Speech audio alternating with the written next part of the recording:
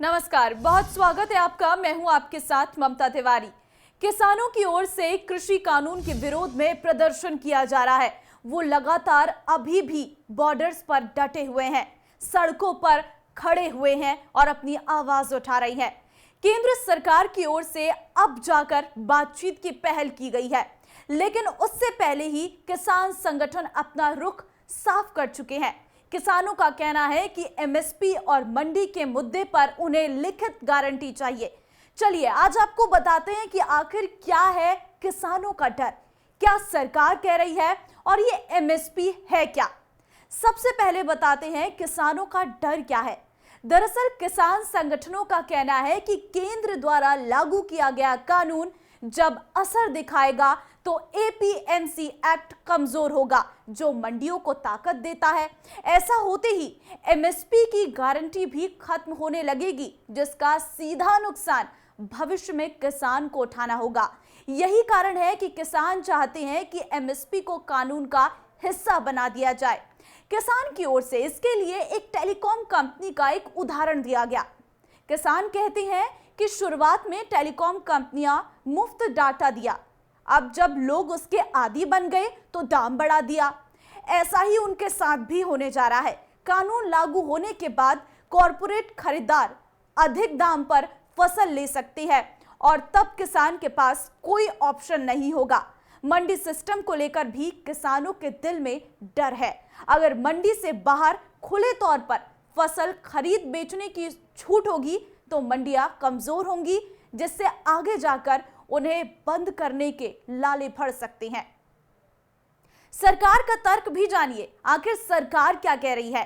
किसानों की मुख्य चिंता एमएसपी को लेकर है। सरकार भी लगातार किसानों को विश्वास दिला रही है कि एमएसपी को खत्म नहीं किया जाएगा। प्रधानमंत्री नरेंद्र मोदी, गृह मंत्री अमित शाह, कृषि मंत्री नरेंद्र सिंह तोमर समेत अन्य मंत्री नेता इस पर विश्वास दिला चुके हैं, लेकिन किसान नहीं मान रहे हैं। किसानों का सीधा कहना है कि अगर एमएसपी खत्म नहीं करनी है तो सरकार इसे कानून में शामिल कर दे, लेकिन सरकार उस पर राजी नहीं है। सरकार की इस पर दलील है कि इसके पहले कानून में भी कोई लिखित इस बात का संकेत नहीं था, इसलिए नए बिल में भी इसे शामिल नहीं किया गया है। अब जरा ये समझिए कि एमएसपी क्या होती है। आपको बता दें कि किसानों को उनकी फसलों की लागत से अधिक मूल्य मिलने की गारंटी हो, इसके लिए सरकार देश भर में अनाज, तिलहन, दलहन आदि की मुख्य फसलों के लिए एक न्यूनतम समर्थन मूल्य यानी एमएसपी तय करती है। खरीदार नहीं मिलने पर सरकार अपने खरीद केंद्रों के माध्यम से एमएसपी पर किसान से फसल खरीद लेती है। एमएसपी निर्धारित करते वक्त कृषि पैदावार की लागत, मूल्यों में परिवर्तन, मांग आपूर्ति जैसे कई बातों का खास ख्याल रखा जाता है। यही कारण है कि किसानों की चिंताएं कम नहीं होती हैं और उन्हें नुकसान नहीं उठाना पड़ता।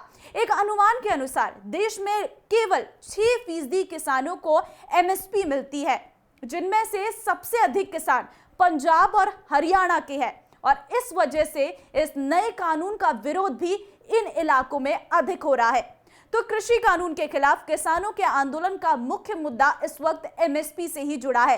किसान एमएसपी की गारंटी को कानून का हिस्सा बनाना चाहते हैं, लेकिन सरकार की ओर से सिर्फ भरोसा दिया जा रहा है।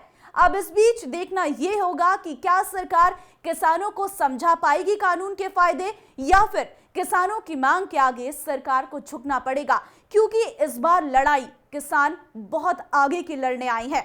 चलिए आज के इस टॉपिक में इतना ही। के साथ एक नए टॉपिक के साथ दोबारा हाजिर होंगी। नमस्कार।